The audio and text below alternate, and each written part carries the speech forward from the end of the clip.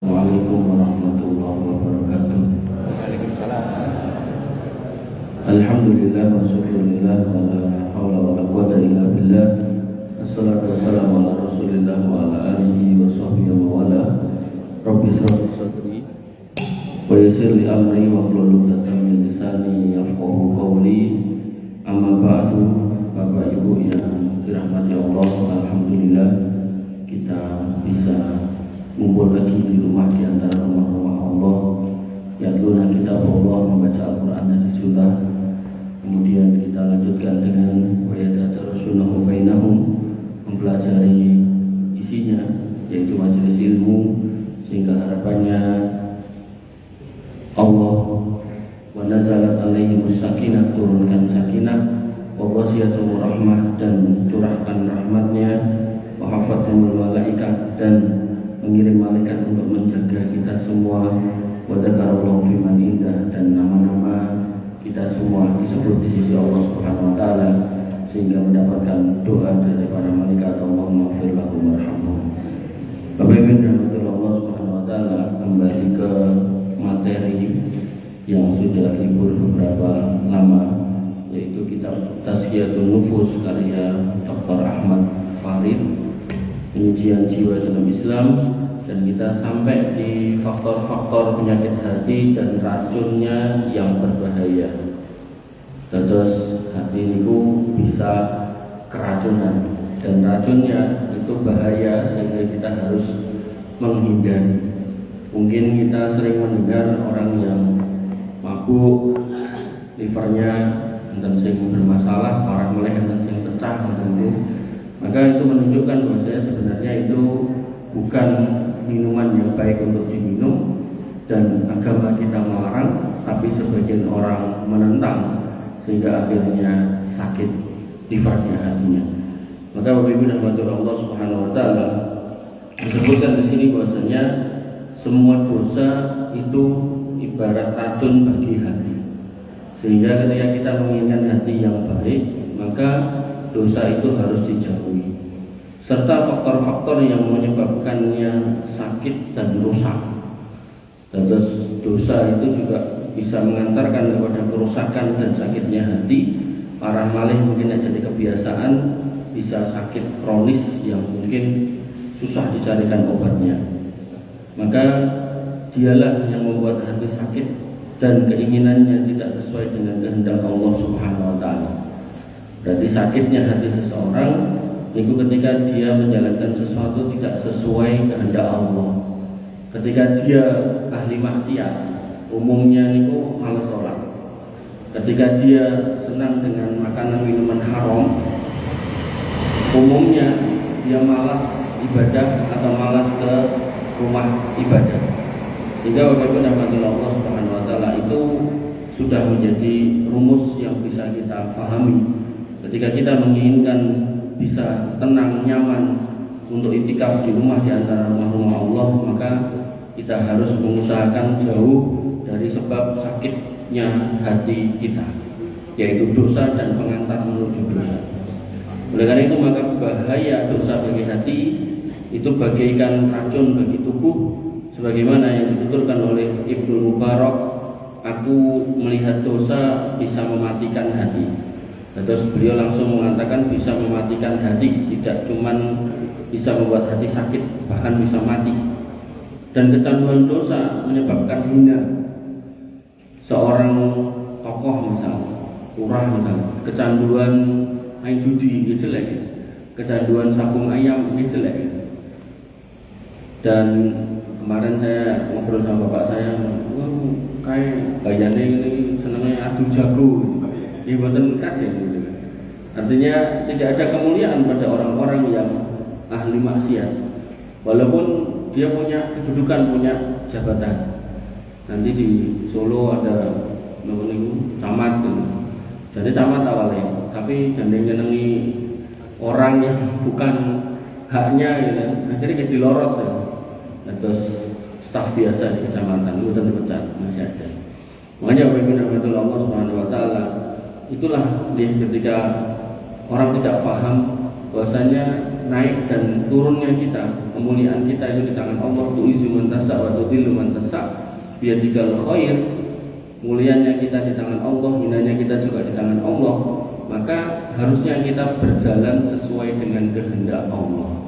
Dari situ maka kita akan paham bahwasanya segala sesuatu Allah sudah sediakan. Makanya di dalam hadis tadi dikatakan, ya gulam, wahai anak muda. Dan ini bisa menjadi weling jenengan kepada putu panjenengan, ihfadillah yahfaduka.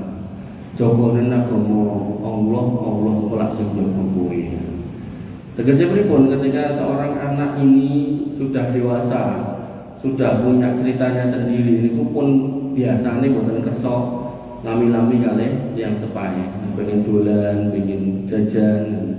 Disitulah orang tua sudah susah untuk mengendalikan, mengontrolnya. Ramilo, pengendalian dan kontrol yang terbaik buat mereka dengan serahkan kembali kepada Allah. Cuman ada syaratnya, yaitu apa? Pastikan mereka menjadi anak-anak yang taat. Paling boten nggih, pas wayah sholat itu sholat. Ketika anak itu masih mau sholat dan orang tuanya tidak tahu, dia tetap sholat, maka insya Allah ketika orang tuanya pun sudah tidak bisa menjaga, bahkan memejamkan mata di kuburannya, itu anak tetap dijaga oleh Allah Subhanahu wa taala. Sebagaimana kisah dua anak yatim pada zaman Nabi Musa dan Nabi Khidir, ketika rumahnya mau rubuh, peninggalan bapaknya di bawah pondasi rumahnya dan tersingkap, berpotensi diambil sama warga yang lain. Lewatlah di situ Nabiullah Khidir dan Nabiullah Musa alaihi wassalam. Lalu Allah perintahkan mereka berdua untuk membangun rumah itu. Disitulah kemudian Nabi Musa protes. Kenapa? Karena pada waktu memasuki kampung itu, warga kampung itu dimintain air, dimintain makan, karena memang tidak bawa bekal atau bekalnya habis, itu tidak dikasih. Terus sekampung niku wonge pelit, lalah enten wong kampung ribu bocah cilik yang gadah tinggalan griyone pun ajeng ambruk, lalah di bawahnya itu tersimpan harta peninggalan orang tuanya. Musa dijak bangun, Musa protes. Nah, ngapain kita harus bangun rumah warga di sini? Dijawab oleh Khidir setelah mendapatkan kabar dari Allah melalui malaikat Jibril, wa kana abuhuma sholihah.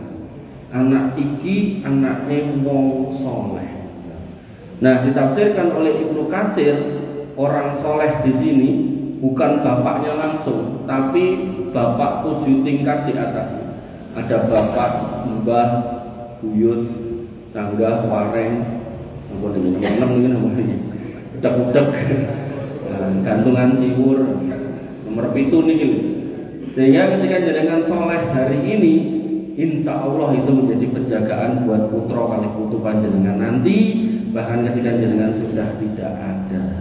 Bapak Ibu rahmatullah Allah Subhanahu wa taala. Sementara meninggalkan dosa menyebabkan hati hidup. Nama mulai saat menikah kita makin mendekati menghadap Allah. Maka kita harus mengusahakan meninggalkan hal-hal yang memang sudah tidak selayaknya kita lakukan. Umpami ngapunten desen remene dangdutan atau niku karaokean bisa niki ditinggalkan. Syukur-syukur boten mung dikurangi tapi ditinggalkan. Digentos pengawasan majelis ilmu, qiraah tadarus. Dan sebaik-baik perkara bagimu adalah meninggalkannya, dan memang harus kita tinggalkan, Pak. Tidak bisa tidak. Pramila di dalam Al-Qur'an dikatakan wal tamdur nafsum ma qaddamat ligot, maka periksalah apa yang menjadi bekalmu esok. Niku tidak cuma menambahi ibadah, tidak cuma menambahi intensitas kebaikan, tapi juga mengurangi keburukan. Karena yang namanya keburukan yudhibnal hasanah, akan menghapus kebaikan. Ya paribasanya tetap nanti ada hitung-hitungannya. Walaupun satu keburukan dibalas dengan satu dosa, satu kebaikan dibalas dengan 10 kali lipat, tapi kesehatan piai-piai yang bangkrut. Dan itu kabar dari Nabi SAW, atadruna man muflis, tahu nggak kamu siapa orang bangkrut? Dan terus dipikir-pikirnya kedai kan buatan mungkin bangkrut, wong berbuat dosa niku dosane 1, berbuat baik niku pahalane 10. Nek di logika niku 1 ketemu 1 niku kan jek minus 10 dikurangi 1 jek 9. Tapi Nabi bertanya kepada sahabat, atadruna man muflis? Tahu nggak kamu ada orang muflis, bangkrut? Lalu para sahabat mengatakan, Allah wa rasuluhu a'lam. Allah dan Rasulnya yang tahu. Orang muflis itu sinten, Allah dan Rasulnya yang tahu. Kemudian Nabi mengatakan, alladzi jaa'a yaumal qiyamah, orang yang datang pada hari kiamat bisolatin, dengan pahala sholat, berarti orang sholat.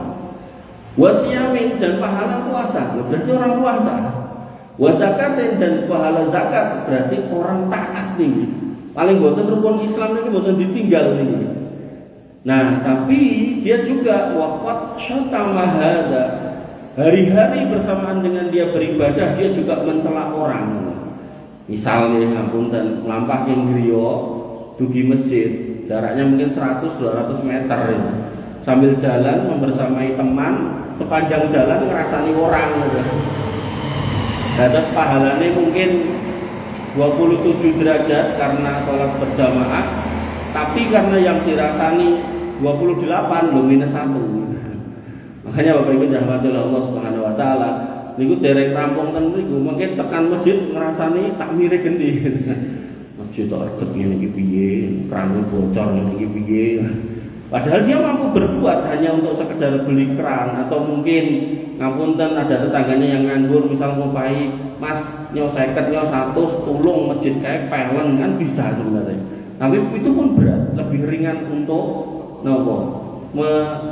menilai ya, mencela, karena biasa jadi juri begitu gitu. Makanya Bapak Ibu rahmatullah Allah Subhanahu wa taala kembali ke sini. Perbuatan dosa memiliki pengaruh yang bahaya pada hati dan tubuh, baik di dunia lebih-lebih di akhirat, yang mana semua hanya diketahui kedalamannya oleh Allah Azza wa Jalla. Tidak ada kejelekan dan penyakit di dunia dan akhirat kecuali disebabkan oleh dosa dan maksiat. Makanya tadi yang diceritakan bapak saya itu, si Bayan itu dia sudah ahli sabung ayam gitu. Terus nopo sama warganya itu, warganya kan iuran pada proyek yang sudah cair dananya. Di kabupaten pun cair dananya, terus sanjang para warga niki enten Pamsimas pun diparingi dana dingin damel tampungane, tapi pipone dereng nggo iuran niku. Bareng pipone pun dipasang, para warga niki pipone pun dipasang, tampungane pun ning sumure dereng nggo iuran melih. Akhirnya kan enten sing gregetan moro ten kabupaten marani anggota dewan yang memberikan janji niku, dulu janjine nek menang bakal ngasih niku. Kata anggota dewan niku pun kula paringi danten duwite. Pun kudune niku pun lunas pun saged nggih. Makanya Bapak Ibu rahmatullah Allah Subhanahu wa taala. Nggih, itulah nggih hal-hal yang memang kadang orang itu tidak merasa itu salah, tapi sebenarnya itu salah fatal. Kados Bupati Tulungagung niku sampai memerintahkan kepala dinas untuk bayar semua tagihan keluarganya, dan pas Idul Fitri niku kan ngumpul ke satu orang ada yang 100-200 juta, sampai dinas tertentu niku boleh utangan. Dinas kok boleh utangan ini nyaure pripun. Makanya Bapak Ibu rahmatullah Allah, ya, itulah musibah yang hari ini kita saksikan sendiri, bagaimana orang tidak merasa itu salah, padahal itu salah. Sehingga dikatakan di sini yang tahu beban beratnya dosa itu ya hanya Allah. Karena hati kalau sudah mati tidak merasa. Dan Ibnu Qayyim al-Jauziyah rahimahullah secara ringkas menguraikan apa yang menyebabkan bapak dan ibu kita Adam dan Hawa diusir dari surga, tempat segala kenikmatan, keindahan, kesenangan, menuju negeri tempat berbagai penyakit, kesedihan dan musibah yaitu dunia. Maka sebabnya adalah dosa. Sehingga orang-orang yang berbuat dosa tadi akan dihukum oleh Allah Subhanahu wa taala di dunia, bisa itu sebagai nanti penghapus dosa di akhirat, tapi beberapa dosa itu tidak bisa. Beberapa dosa itu dunia itu cuma sebagai pembuka atas adab yang dia akan terima nanti di akhirat.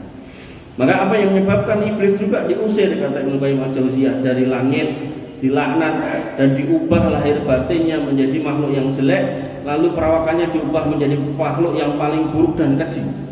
Nanti dalam kisah ya, sebelum lahirnya manusia dalam tafsir At-Tabari, niku dunia itu sebenarnya sudah diciptakan jin. Dan di antara bangsa jin itu kemudian berantem, rebutan, eker-ekeran. Lalu Allah kirim malaikat untuk menyelesaikannya. Wis kayak rampungono makhluk-makhluk kayak. Akhirnya diajak perang. Jin-jin yang kuat-kuat ikut berperang, yang lemah-lemah menyaksikan. Lalu terjadi peperangan besar jin dan malaikat di muka bumi, kalahlah jin. Di antara jin itu diselamatkanlah yang bernama iblis, dibawa ke langit. Nah, di langit iblis ini kemudian dikenalkan ibadah, menjadi ahli ibadah seperti para malaikat. Nah, singkat cerita Allah kemudian nek jin yang lemah tadi lari ke gunung-gunung Melayu, terus kesehatan. Terus sebelum Nabi Adam niku turun, bumi niku sudah ada isinya menurut tafsir At-Tabari. Nah, kemudian Bapak Ibu rahmatullah Allah Subhanahu wa taala, kemudian Allah bertanya kepada malaikat, malaikat, piye nek tak ciptakno meneh khalifah fil ard?" Kata para malaikat, qalu ataj'alu fiha may yufsidu fiha wa yasfiku dima. Napa jenengan ajeng menciptakan lagi makhluk yang dulu seneng padu, saling membunuh dan saling merusak dan menumpahkan darah. Qala, kata Allah, ini a'lamu ma la ta'lamu. Aku ngerti sing kowe gak ngerti. Singkat cerita diciptakanlah Adam. Dan dalam proses penciptaan itu, nah bibit jelek daripada iblis ini muncul ketika diminta untuk sujud. Singkat cerita Bapak Ibu rahmatullah Allah, iblis yang sombong dinas untuk turun dan diikuti oleh Adam dan Hawa karena terperdaya. Nah, turunnya iblis yang tadinya sudah baik di alam malaikat turun ke bumi, dikatakan oleh Ibnu Qayyim di sini diubah menjadi paling buruk dan paling keji perawakannya. Pramila nanti dalam bab fisiknya syaitan niku macam-macam bentuk yang bisa dia ubah, bisa berbentuk anjing, bisa berbentuk ular gitu kan. Nanti ada yang menjelaskan punya tanduk segala macam gitu kan. Maka Bapak Ibu rahmatullah Allah, itu menunjukkan bentuk-bentuk yang jelek. Dan bentuk yang jelek ini ya karena dosa yang paling jelek, yaitu sombong, bahkan sombongnya di hadapan Allah Subhanahu wa taala. Kalau bahasanya sing ngengken niku Allah tapi tidak mau, itu sudah penolakan yang luar biasa. Ya, kalau kita sama kepala dinas diperintah nggak mau kan kadang kita langsung disanksi peringatan lisan, kemudian teguran dan seterusnya, sampai kemudian mungkin diusulkan untuk pemecatan, ada proses. Tapi ini penguasa alam, Maliki Yaumiddin, Rabbul Alamin, tentu Allah tidak mau punya hamba yang sombong. Bapak Ibu rahmatullah Allah Subhanahu wa taala, sehingga selain fisiknya perawakannya menjadi buruk, maka batinnya bahkan lebih jelek dari perawakannya. Saking jeleknya sampai dia punya janji, kula nek mengke kenten neraka dhewean nggih moh, kula pilih golek kanca. Lah sak mangke ketika koncanya sudah nemeni, dia pun mengambil mimbar dan berkhutbah, fala talumuni walumu anfusakum. Kowe dojo nyalahke aku, kowe tekan kene ya mergo pilihanmu dhewe. Pramila sebenarnya di dalam Islam yang saya pahami nggih Bapak Ibu rahmatullah Allah, jin itu tidak punya kemampuan goceki tangan kita untuk nutuk orang, tidak. Dia cuma membisiki. Dan bisikannya itu terus menerus. Itulah yang kemudian disebut dengan jin korin. Jadi setiap kita itu ada satu jin yang dia selalu membisiki jelek, ngajak jelek.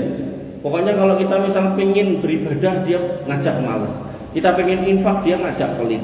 Kita pengen sabar, dia ngajak mutung.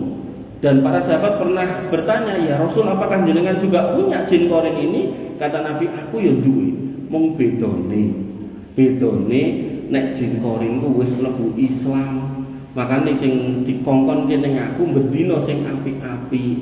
Sehingga itu nanti kelihatan kelasnya, Pak.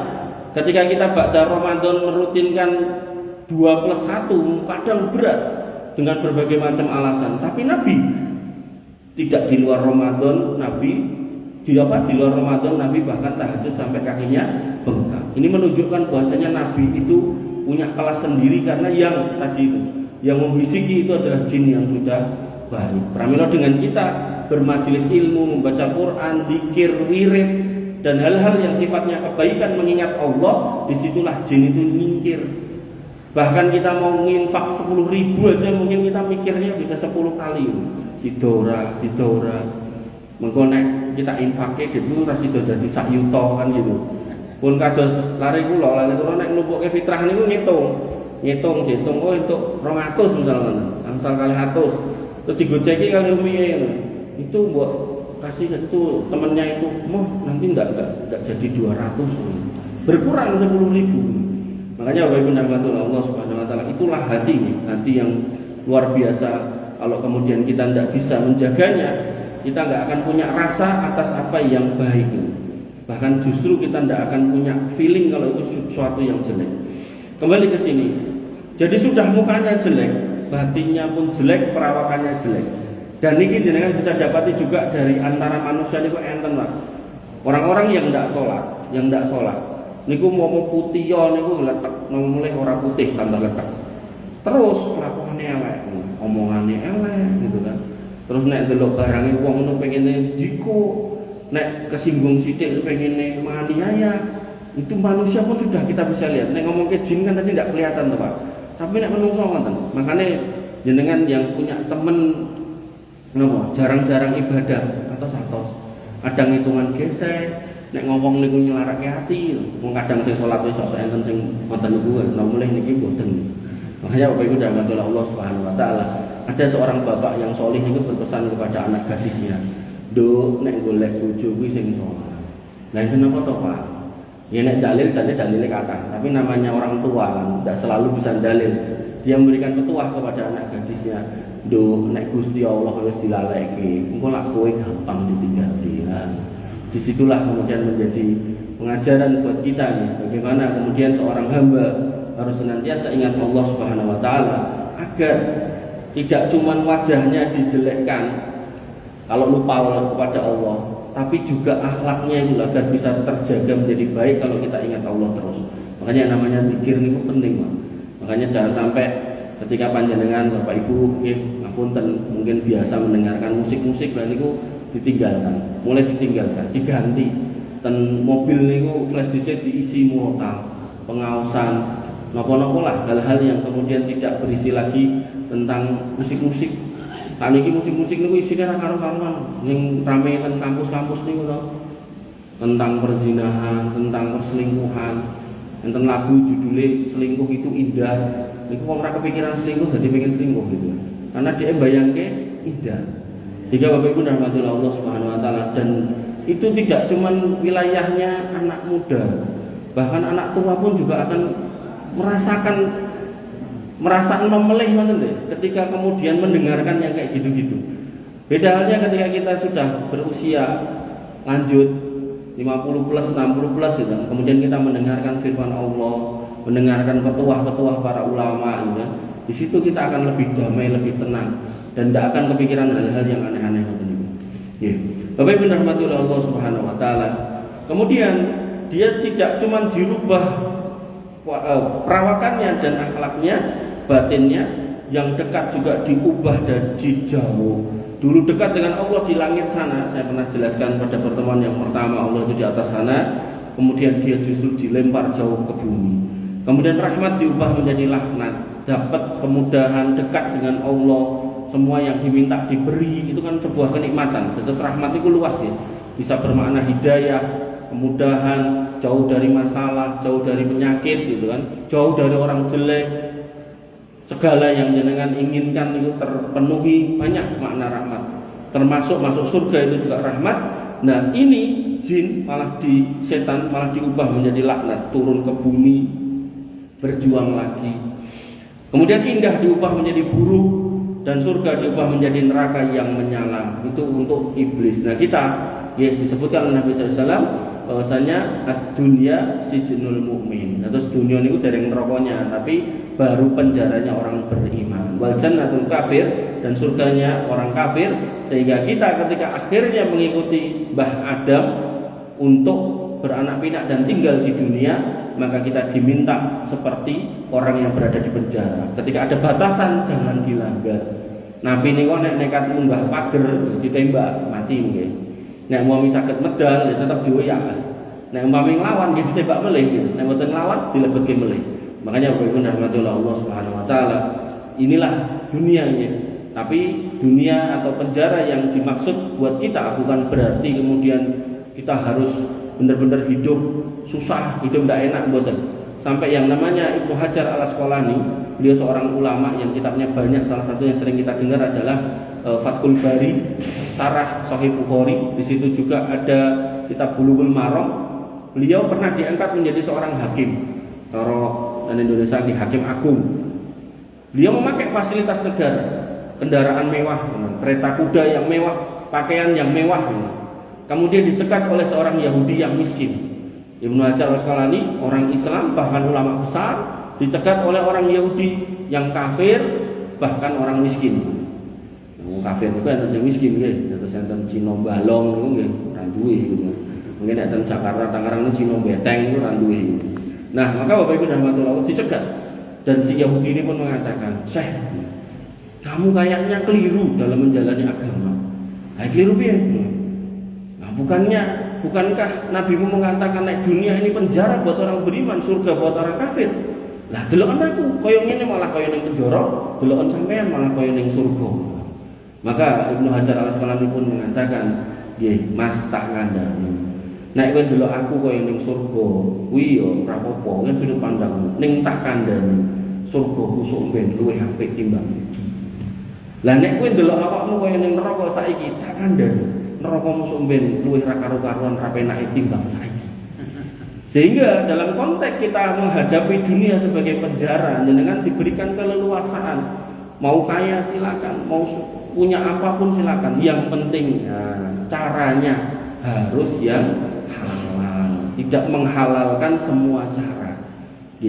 Artinya selama prosedurnya baik dan benar, sesuai dengan aturan, tidak ada yang dilanggar hukum agama maupun hukum negara, kemudian jenengan menjadi orang yang utama, kaya dan seterusnya, maka tidak apa-apa. Dan itu masih dalam rangkaian kata-kata penjara. Tidak sebagaimana pendapat sebagian orang, jenengan yang penjara iki klambine kudu compang-camping. Akhirnya mengke enten jamaah zikir niku rasokane niku gamis ngeten iki ning mboten kaine utuh digawe kain perca-perca dijahit ngoten niku lho. Nek ngumpul kangge ngoten niku, warna-warni ngoten niku. Tapi mungkin nek pun mboten pengawasan niku nggih rasokane saya wong sugih-sugih. Makanya nek ngoten niku salah paham. Mboten ngoten, dados yang namanya zuhud mboten ngoten niku. Zuhud nggih jenengan boleh kaya, boleh punya segalanya, tapi caranya harus benar, bukan menghalalkan segala cara. Bapak Ibu rahmatullah Allah Subhanahu wa taala, maka karena sikapnya yang seperti itu, maka jadilah iblis itu hina sehina-hinanya, jatuh sejatuh-jatuhnya di hadapan Allah, dan itu kondisi yang paling jelek, dan dia mendapatkan murka Allah Azza wa Jalla yang paling besar, lalu Allah membinasakannya. Lantas iblis menjadi pemimpin bagi orang-orang fasik, orang-orang yang menentang Allah dan berdosa yang rela dipimpin olehnya tadi. Makanya Allah mengatakan fa'alhamaha fujuraha wa taqwaha, menungso kae wis tak kei dalan takwa karo dalan fujur. Dalan fujur niku dalan dosa kebalikan dari takwa. Qad aflaha man zakkaha, telah berhasil, telah sukses orang yang mensucikan hatinya. Kenapa? Kalau hatinya sukses, hatinya baik, hatinya bersih, maka dia punya fitrah yang baik untuk memilih yang baik. Boten kemudian ketika ada yang nawari duit, alhamdulillah. Boten dia berpikir, ini duit apa ya? Aku sebagai kepala dinas sudah dapat gaji, kok cek ditambah iki apa ya? Kayak lengelongnya ning isor meja gitu kan. Nah ini berarti kan ada sesuatu. Nah sesuatu yang tidak baik ini, ketika orangnya beriman, maka dia akan punya fitrah yang baik.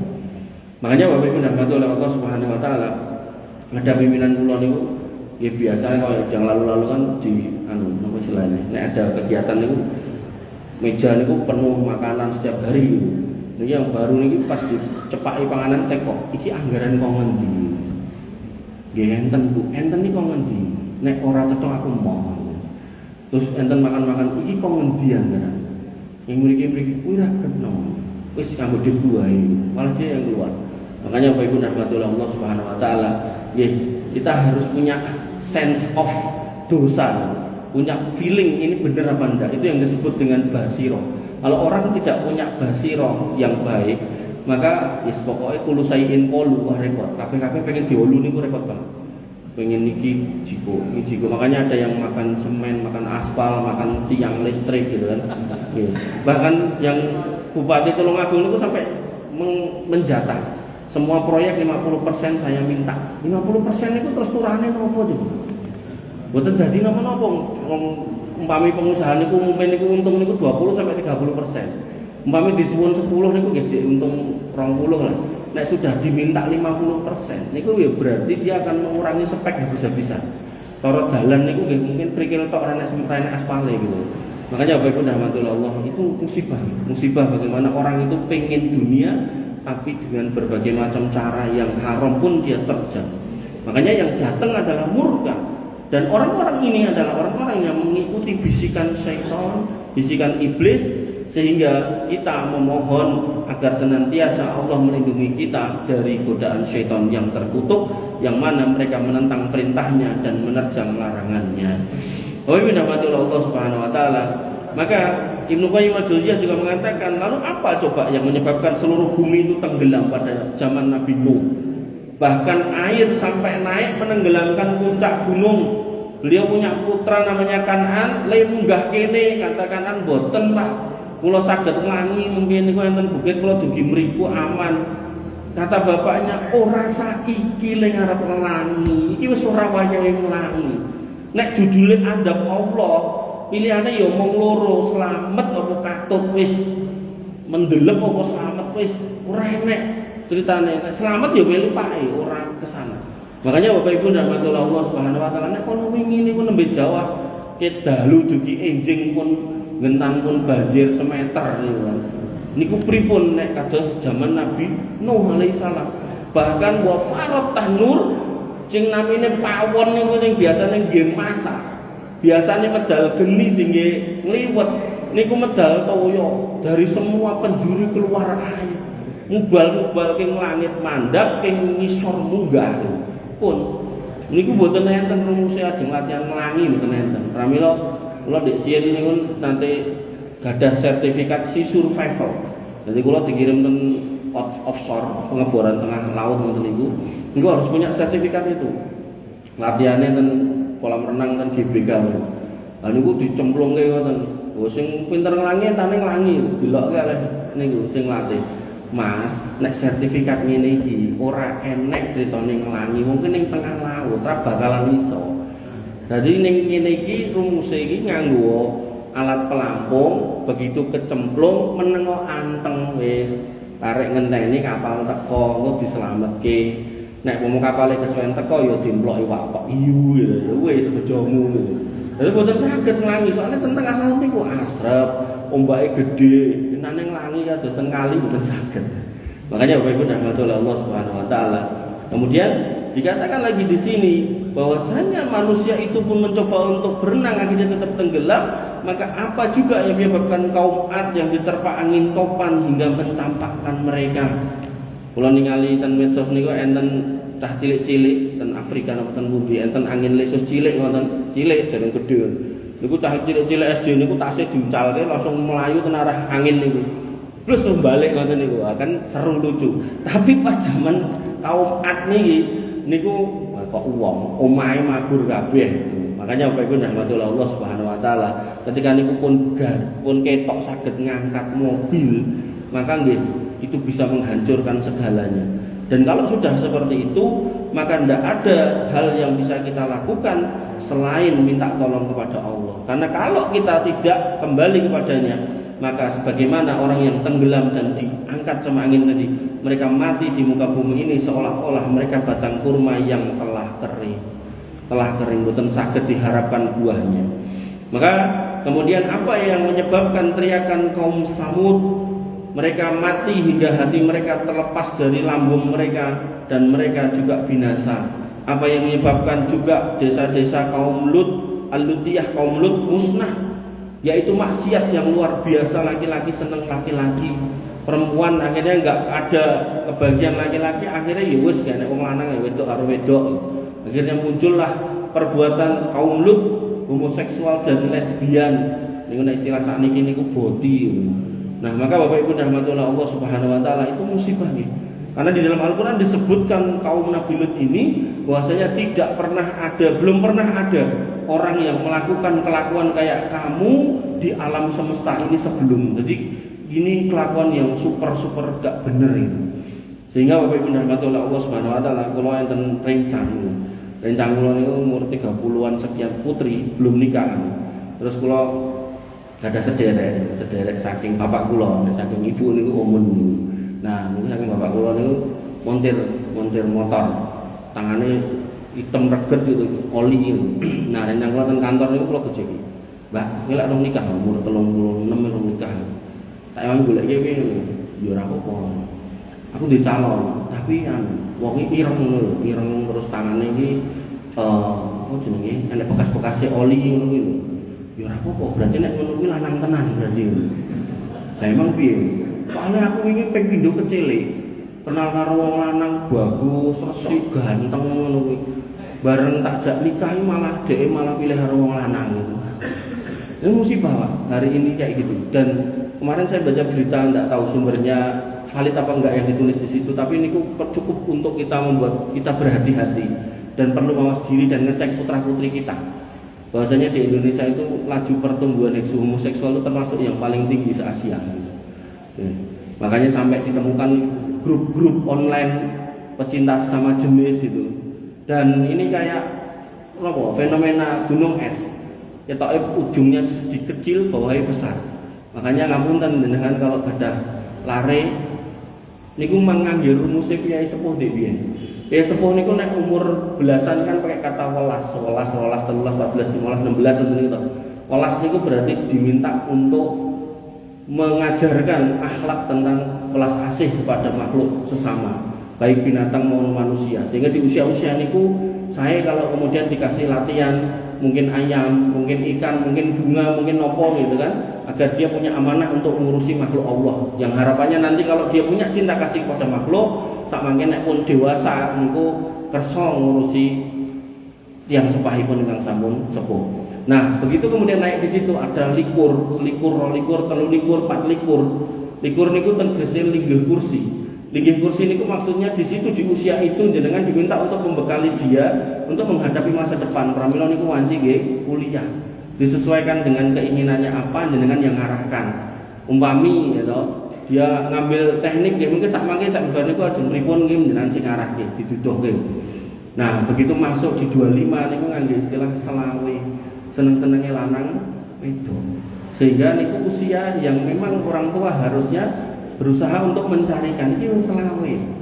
Seneng-senenge lanang wedok. Digolek nek mboten saged ketemu dipadoske. Ndak apa-apa, Pak. Jangan sampai nanti bablas. Dan ada saudara istri saya itu sampai pas saya ngisi pengajian itu datangi saya, "Mas, iya yo anakku, lah pripun? Tak gelem kawin iki. Sing pundi?" "Kabeh lho." Kok kabeh? Pripun ceritane? Lah ketemu kancane reuni. Delala circle kuwi cah wedok-wedok sing omah-omahan bubar kabeh. Akhirnya cerita eleke rumah tangga dirampung. Akhirnya dia punya itikat, punya itikat di dalam hatinya mau kawin. Terus lah adiknya pripun? Nah mulai cerita karo adike. Adike akhirnya ya saku ya rasa sisan niku. Lah niku sing setrikale dan sing terakhir kan lanang. Sing lanang ya ngono, diceritani Mbak Yune loro tegah yo kan. Wong nganti tak wedeni, jenenge wedeni pripun? Nek cowok kowe sing ngopeni sapa? Malah dijawab, Mas. Jawabannya pripun? Aku penasaran ya. Jawabannya ngene. Ya anu Pak, aku tak golek duit sing akeh. Duitku akeh iku dadi tabungan ya lho. Ngono aku kira-kira serasa golek duit. Aku golek panti asuhan. Ya duitku penono aku sak matekku ngono. Disauri ngoten niku. Jadi dia sudah tidak terpikir tentang amal jariah, anak soleh, dongake dan seterusnya. Amal yang harus berkelanjutan, sudah tidak kepikir. Pikirannya cuma pokoknya aku mau menderita karena cinta. Tapi makanya Bapak Ibu rahmatullah ini musibah sekarang loh. Bocah-bocah yang tunjuk dahulu kalau maca niku data dari asosiasi pengamat kesehatan jiwa 1/20 anak muda Indonesia itu mengalami gangguan jiwa. Nek puncake niku wong edan sing mlampah-mlampah niku, tapi ODGJ niku enten level-levele ngoten lho. Enten sing gawene ngamuk-ngamuk, enten sing mudah apa istilahnya nglokro, gak punya semangat hidup. Nah, puncake mengke gila yang niku. 1/20. Nah, ini kok efek yang hari ini memang benar-benar harus kita perhatikan, dan mereka hari ini mendapatkan titel sebagai generasi stroberi. Generasi stroberi ini kenapa nek di sawang niku nyenengke, nek dikai tekanan sithik napa melenyek, betul. Niki nembe stroberi nek di sawang saya tidak tahu sekian tahun yang akan datang kalau ini nggak segera diantisipasi, napa ajeng dadi generasi telek napa di sawang rapena kena tekanan melenyek gitu. Makanya niki PR buat kita semua nggih. Artinya jenengan mungkin putranya sudah gede dan bukan generasi stroberi, tapi kan ada cucu-cucu jenengan loh yang memang harus dijaga. Bapak Ibu rahmatullah Allah Subhanahu wa taala, kembali ke sini. Maka orang itu kalau sudah hatinya rusak, maka yang datang murka Allah, dan Allah ketika mendatangkan murka di situ ada adab. Kalau sudah kena adab, maka sesuatu yang tadinya bermakna jadi sia-sia. Kemudian disampaikan lagi di sini, apa yang menyebabkan teriakan kaum Samud hingga hati mereka lepas dari lambung mereka dan mereka pun mati? Apa yang menyebabkan kaum Lut sehingga mereka musnah, sehingga para malaikat mendengar lolongan anjing mereka bengok-bengok kaya irik jegok. Nah, ngoten niku kita niku. Saking mengerikannya waktu itu. Makanya sebenarnya kalau kita mau melihat proses terjadinya kaum Nabi Lut, adabnya itu berulang Pak Bu. Berulang ketika ada Gunung Vincenzius yang juga meledak, yang akhirnya ngebleki, menimbun kampung yang namanya Pompei, negeri Pompei. Suatu negeri yang ada di pinggir laut di daerah Italia sana, yang dulu dijadikan tempat bersandar saudagar dan tempat berliburnya para bangsawan. Di situ nggih, nek kita niku menunjukkan arah ngangge panah, nek niku ngangge gambar niku lho, gambar kemaluan sana. Nek kemaluan laki-laki berarti di situ nek butuh wong lanang sebelahmu. Kemaluan perempuan butuh wong wedok sebelahmu. Dan niku Allah angkat niku gunung mak blek gitu. Dan itu hilang ratusan tahun sampai 300-400 tahun kemudian ada ahli sejarah yang kemudian membaca sejarah di ujungnya nek kampung. Juga liku dalam banget. Ditemukan niku orang-orang cak kampung, dan orang-orangnya itu banyak dalam posisi sedang berzina gitu. Dan sudah mengerasuk. Dan niku kan adoh ten mriko, sing ten Indonesia niku enten tuh, Pak. Namine dusun Legateng. Ten Legateng niku enten 2 bukit ngeten. Ten Wonosobo Dieng mriko ada 2 bukit ngeten. Nah, bukit niki sing sebelah mriki niku Allah kasih kesuburan yang luar biasa. Mandur napa-napa panen. Tur nek panen didol akeh. Lah akeh boten dadi hamba Allah yang taat, tapi nggih nyewa ledek. Nek ledekan niku 3 dina 3 bengi ra lereng. Akhire udan kados wingi niku. Ra mandeg-mandeg. Yo tetep ledekan. Nek kita kan mungkin orang beriman begitu dikasih udan lama kan kita sudah berpikir ojo-ojo iki adab Gusti Allah, kita banyak istighfar karena ada iman.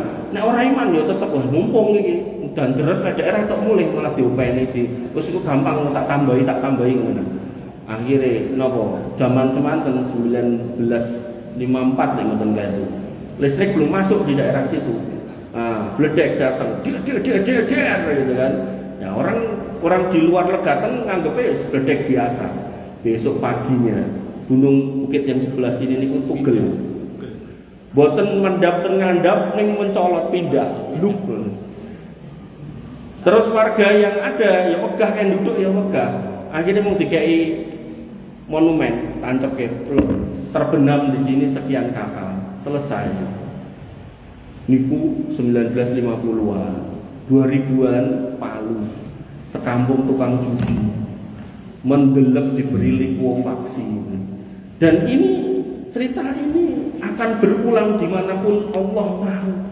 Makanya kalau nanti di ngisi pengawasan haji Pak Munawar dan Banjarsari wong sini ku tesenten Pak Camatnya, Pak Beni, saya sampaikan musibah di Solo niku insya Allah nek banjir bandang dalam artian kenek saking segoro ngadoh mboten mungkin. Kalau kemudian konteksnya napa kebakaran hutan nggih mboten karena jauh dari hutan. Maka kemungkinan potensi bahaya di Solo niku napa? Aamintum man fis samai ayyakhsifa bikumul ardo fa idza hiya tam. Apa kowe rumangsa aman? Sangka Gusti Allah sing ning langit kono sing iso mendeleke kowe ning isor lemah.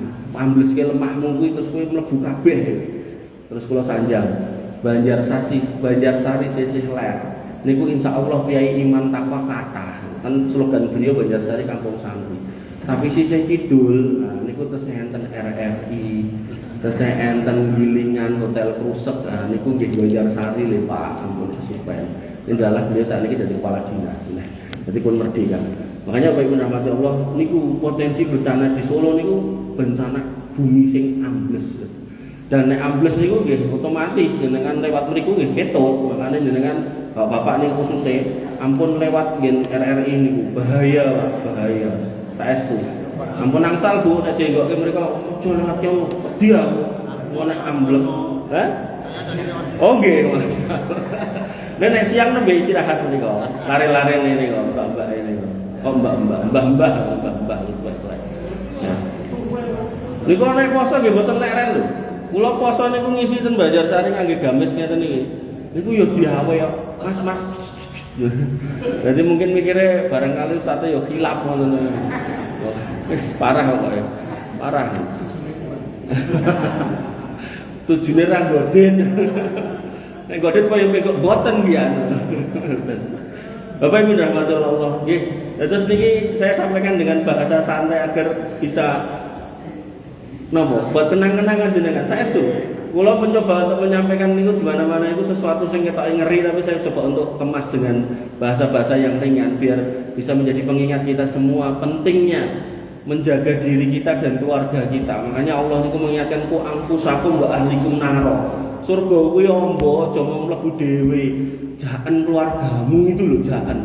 Kalau misal nggih kula mbikak warung teng ngajeng niku rame. Lajeng ditangeti Abah Kasum, Mas, kowe dodol apa resepe apa? Mesti kula sanjang, mboten kula ajeng mboten ajeng ngajari jenengan. Kula ajari mungkin jenengan mbikak yang lain di dekat sini. Engko pelanggan kuwi ketut jenengan niku. Niku nek urusan donya. Tapi ketika urusan akhirat Allah mengatakan apa? Bahwasanya wasari'u ila maghfiratin min rabbikum wa jannatin ardhuha samawati wal ardh. Gendang ayo surga kuwi ombo. Saking ombonya nanti orang-orang yang masuk neraka dari kalangan selain orang kafir, musyrik dan munafik, yaitu orang yang masih punya iman tapi pernah berbuat dosa, Allah akan angkat, dibawa masuk walaupun harus menghadapi siksa neraka dulu. Pramila Bapak Ibu yang dirahmati Allah, niki kabar gembira. Paribasane orang niku, orang Islam sak jelek-jeleke orang Islam, Allah akan kasih ampunan. Ning nek saged jenengan ampun gadah pengarep-arep sing ngoten niku.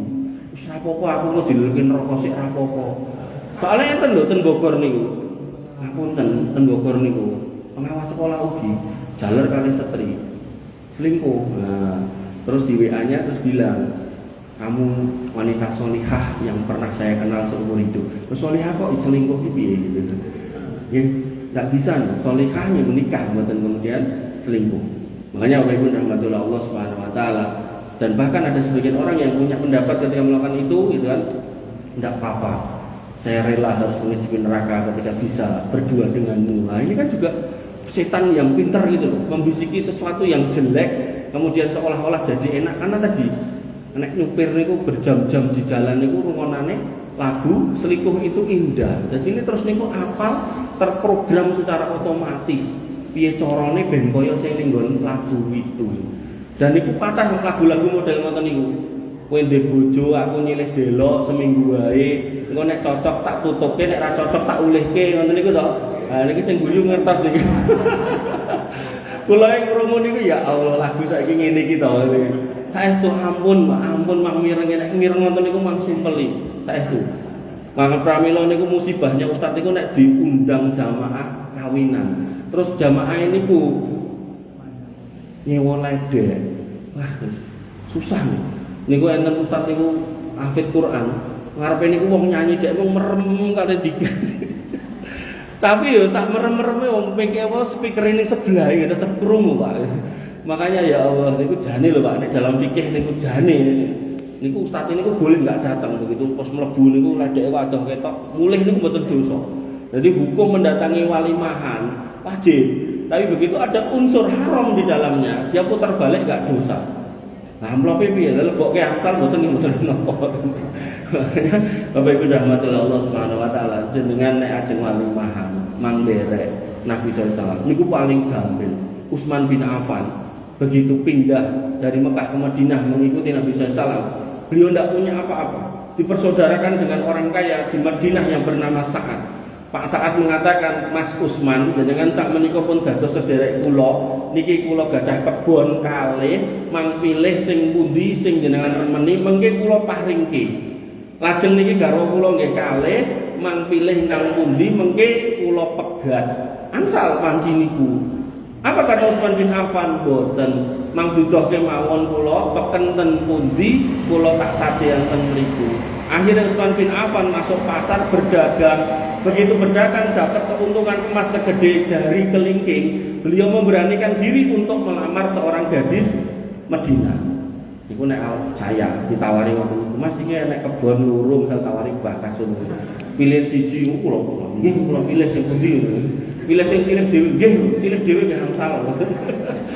Utsman bin Affan boten, Pak. Begitu menikah, orang Arab itu nikah ngangge parfum enten kuning-kuning ngoten niku, enten bekase, aromanya juga khusus. Nabi ngeliat, "Loh, Man, kowe bar nikah to?" "Nggih ya Rasul." "Loh, kok ora waliman?" Lah ngapunten niki mboten gadah niku mboten gadah yatra. Kata Nabi sallallahu alaihi wasallam, "Awlim balung isya." Wali mau senajan mung boleh wedhus. Sehingga Bapak Ibu rahmatullah Allah, ada orang tua atau anak yang menunda nikah karena bayangannya walimah niku ratusan juta mboten. Sing penting sah ten KUA. Sak menika pinten to? Gang 100.000 mung 300 niku to PNBP niku. Lah, nek ajeng walimah minimal 1 ekor kambing. Sak menika kambing pun mandap, Pak. Biasanya 3 yuta kali yuta pun angsal. 1 ekor kambing lho, ora cukup nunggu wong 1000 lah, dadak wong 1000. Sak RT mawon mboten napa-napa. Yo piye sak RW iki wedhuse kalih. Ndak apa-apa. Zaman dulu niku kambing niku harganya 1 dinar. 1 dinar niku 4,25 gram emas. Niku wanci emas regi 1 juta. Niku berarti mung 4.250.000. Niku angsal wedhus tunggal tur gedhe. Sakniki emas sak gram 3 yuta. 12 yuta berarti wedhuse pinten niku? Minimal niku wedhuse nggih 5 niku. 5 niku nggih sak RW cukup. Nah, makanya Bapak Ibu rahmatullah Allah Subhanahu wa taala. Dua pilih menikah yang saya sampaikan, insya Allah kita lanjutkan. Intinya, di sini disebutkan bahwasanya hati itu harus dijaga. Kalau nggak dijaga akan sakit, para laki akan mati. Kalau sudah mati dia tidak kerasa. Bahkan jangankan seorang dai, seorang pendakwah, bahkan Tuhannya pun ditantang. Ditantang tadi loh tontonnya. Ini adalah selingkuh yang indah. Bahkan saya siap masuk neraka, sing penting bisa bersamamu. Nah, teman-teman ini loh, bahasa-bahasa penantangan. Inilah bahasa-bahasa yang dikeluarkan oleh iblis ketika Allah perintahkan untuk bersujud. Alhamdulillah Bapak Ibu rahmatullah Allah Subhanahu wa taala. Alhamdulillah pengawasan kita soal hati, harapannya kita bisa memonitor diri kita masing-masing, hati kita ada di posisi mana agar kita bisa merasakan hidayah itu masuk, bisa merasakan kebaikan itu masuk, dan juga berlomba-lomba dalam kebaikan di akhir waktu ketika Allah memberikan kita panjang usia. Mobil mengatakan kita tutup dengan doa dengan aminkan, semoga Allah Subhanahu wa taala berkahi pertemuan majelis kita. Bismillahirrahmanirrahim. Alhamdulillahirabbil alamin. Hamdan syakirin hamdan naimin hamdan yuwafi ni'amahu yukafi mazidah. Ya Rabbana lakal hamdu kama yanbaghi li jalalika wa 'azimi sultanik. Rabbana lakal hamdu anta nurus samawati wal ardi wa man fina wa lakal hamdu la ilaha illa anta subhanaka inna kunna minadh dhalimin wa illam taghfir lana wa tarhamna lanakunanna minal khasirin. Allahumma ighfir lil muslimina wal muslimat wal mu'minina wal mu'minat al ahya'i minhum wal amwat innaka sami'un qaribun mujibud da'wati ya qadiyal hajat. Rabbana zalamna anfusana wa illam taghfir lana wa tarhamna lanakunanna minal khasirin. Rabbana ighfir lana dhunubana wa liwalidina warhamhum kama rabbawna shighara. Allahumma ighfir lahum warhamhum wa 'afihim wa'fu anhum wa akrim nuzulahum wa wasi' madkhalahum waghsilhum bil ma'i wasalji wal barad. Allahumma ij'al quburahum rawdan min riyadil jinan wa la taj'al quburahum khufaran min khufaril niran. Ya arhamar rahimin irhamna wa irhamhum ya arhamar rahimin ya dzal jalali wal ikram. Rabbana atina min ladunka rahmah wa hayyi' lana min amrina rasada. Rabbana atina ma wa'adtana ala rusulika wa la tukhzina yaumal qiyamah innaka antas sami'ud du'a innaka la tukhliful mi'ad. Rabbana atina fid dunya hasanah wa fil akhirati hasanah wa qina adzabannar wa qina adzabannar wa qina adzabannar wa akhiru da'wana alhamdulillahi rabbil alamin wa sallallahu ala nabiyyina Muhammadin wa ala alihi wa sahbihi wa sallim ajma'in warhamna ma'hum bi rahmatika ya arhamar rahimin amin amin ya rabbal alamin. Bapak Ibu dirahmati Allah Subhanahu wa taala, matur nuwun apabila mekaten yang bisa saya sampaikan, kirang langkung nyuwun pangapunten. Akhirul kalam subhanallah.